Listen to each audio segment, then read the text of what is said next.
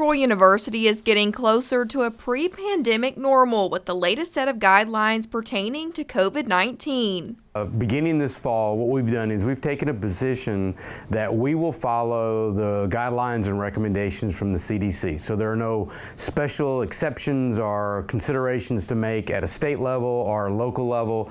In all practical purposes, we are as close to a pre-COVID condition that we've been since the spring of 2020.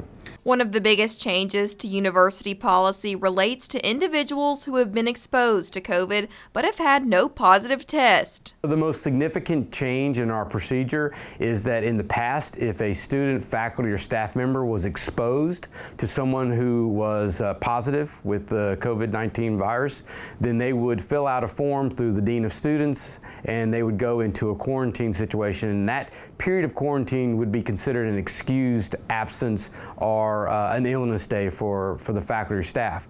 Moving forward, we will not require those who are exposed per CDC guidelines to quarantine.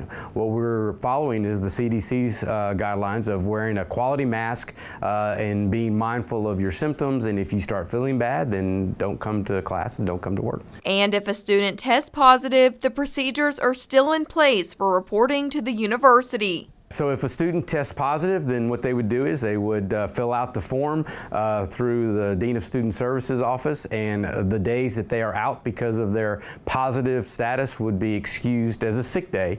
The amount of days that are part of that excused period are per the CDC guidelines, and they've pushed that down to 5 days. Tatum says that all of these changes signal the light at the end of the tunnel as it pertains to COVID on campus. I think what it would suggest to students and faculty and staff is that at least at the moment, right, we always say at the moment, things are in a very stable situation when it comes to the COVID-19 virus and how it is impacting what we do and how we do. We're still allowing people, if you want to wear a mask to campus, if you want to wear a mask in class, you're perfectly capable and willing to do that, but it's not a required situation. And, we've taken restrictions away from distancing and from gathering, and so it really is back to what we would consider a pre-pandemic situation.